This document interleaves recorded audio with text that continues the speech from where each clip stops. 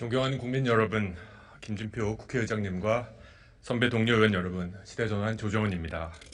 저는 10월 29 할로윈 참사 국정조사에 대해 반대하기 위해 자리에 섰습니다. 이번 국정조사가 정치조사가 되어 또다시 희생자와 유가족을 정쟁의 소용돌이로 끌어들이고 국민적 분열을 조장하지는 않는지 걱정을 지나칠 수 없었기 때문입니다. 이태원 참사가 우리에게 던지는 메시지는 처절하고도 분명합니다. 대한민국은 아직도 생명에 대한 소중함과 절박함이 너무나도 빈곤한 사회입니다.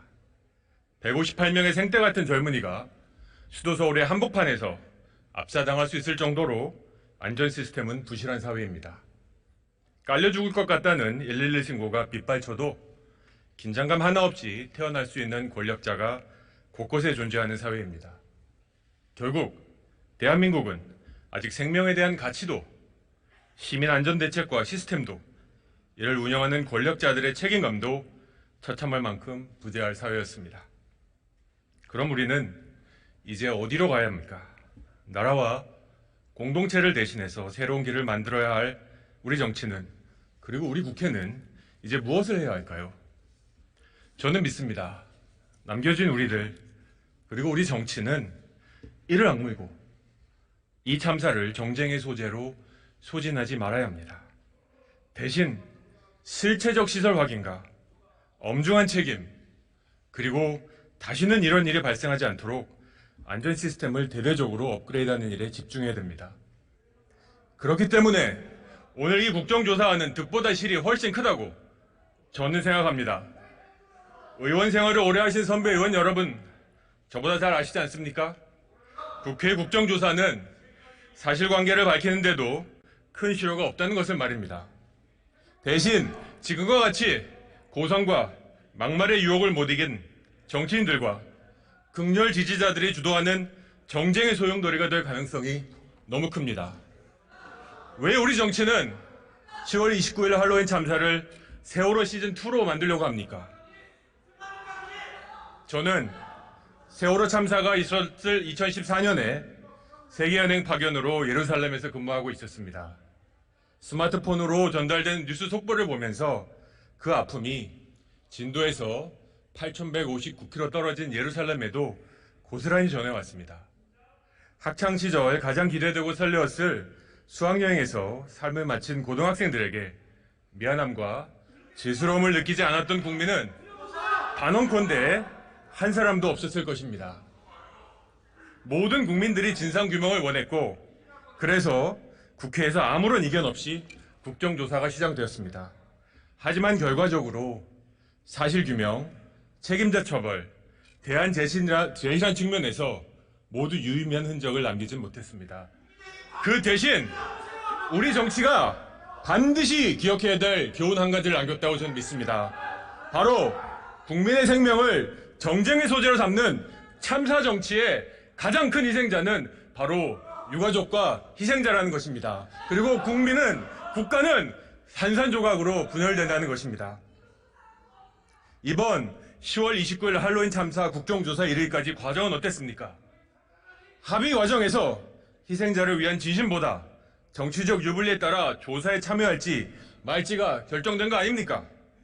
한쪽은 당대표를 향해 오는 대정동 수사에 관한 관심을 희석시키기 위해서, 또 한쪽은 여소야대의 예산을 통과시키기 위해서 협상하면서 과연 고인들과 희생자들이 중심에 있었는지 저는 물어보고 싶습니다. 그렇습니다. 이런 정쟁의 가능성은 압사사고의 원인과 책임자를 밝혀야 할 45일간의 조사를 더욱 어렵게 만들 것입니다. 선배 동료 의원 여러분, 엊그제 유가족분들께서 기자회견을 하셨습니다. 다들 보셨을 것이라고 믿습니다. 저도 보았습니다. 진정한 사과를 첫 번째로 요구사항으로 말씀하시는 것을 보고 정치인으로서 송구했고 기성세대로서 부끄러웠습니다. 그런데 여러분, 기자회견 기사에 달린 댓글을 보고 저는 정말로 가슴이 아팠습니다. 애도를 강요받았다. 누가 가라고 강요했나? 정치장사하지 마라. 유가족분들을 향한 불편한 마음과 비난의 댓글이 이미 적지 않게 달리고, 또 이 댓글을 향해서 막말하지 말라는 공격의 댓글로 분열은 이미 분들은 아무 잘못이 없다. 정치 때문에 변색되었다는 말도 나왔습니다. 저는 대통령을 당한 분들의 잘못이 아니라고 생각합니다. 오히려 이 참사를 지켜보는 국민을 분열시킨 우리 정치가 저부터 저는 문제라고 생각합니다. 무력한데 오늘 이 국정조사는 이 분열을 더욱 증폭시킬 것입니다. 지금 보십시오. 이 분열을 국정조사가 담아서 과연 희생자분들이 어떤 마음을 갖겠습니까?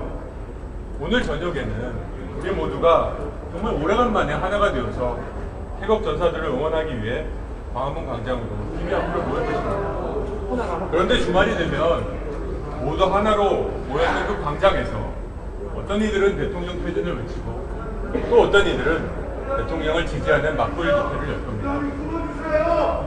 선배 동료 의원 여러분, 이럴 때일수록 우리는 이를 악물고 한 걸음씩 차분하게 나아가야 됩니다. 검찰의 자체 수사가 미진하면 검찰의 수사와 감사원의 수사를 통해서 실체적 진실을 밝혀 나갑시다. 이 과정에서 수사당국이 사실을 숨기고 있다는 정황이 발견되면 국회는 특검을 하면 됩니다. 혹시나 여당이 이를 반대하면 제가 속한 법사위에서 패스트트랙으로 진행하기 위한 찬성표를 기꺼이 던지겠습니다. 그리고 정부는 지금도 많이 늦었지만 158명의 생명을 지키지 못한 책임을 지키는데 인색함이 없어야 할 것입니다. 아직까지 내 탓이오 정치적 책임을 지겠다는 사람 하나 나서지 않는 모습을 보면서 정치라는 업이 무한 책임이라는 책임감도 자존심도 이 정부엔 없는지 정말 묻고 싶습니다. 정말 제 토론을 마치기 전에 제가 지난 국정감사 과정에서 인연을 맺게 된 고 이해랑 공군 중사 아버님과 나눈 대화를 짧게 나눕니다. 혹시나 참사를 당한 유가족의 마음을 제대로 헤아리지 못하는 것이 아닐까 싶어서 전화를 드렸습니다. 다들 아시는 대로 고 이해랑 중사는 겪어보지 않고는 상상할 수 없을 만큼의 비극을 겪고 스스로 생을 마감했습니다. 아버님이 말씀하셨습니다. 이제 내가 이미 세상을 떠난 우리 딸 예람이를 위해서 하는 것은 책임자에 대한 단호한 처벌을 모아내지만 고통을 조금이라도 위로하고 다시는 이런 아픔이 생기지 않기 위함이다. 여러분, 제 토론이 끝나면 여러분 각자 이름을 걸고 투표를 하시는 것입니다. 지금 단 한 번만이라도 우리 각자의 당적보다 우리의 국적이 소중하다는 것을 한번 기억해 주시기 바랍니다. 우리 각자의 이름을 걸고 이 대한민국, 이 후배들과 우리 자녀가 살 대한민국이 지금보다도 더 갈라질 수는 없다는 생각으로 여러분 반대해 주십시오. 여러분 기권해 주십시오. 감사합니다.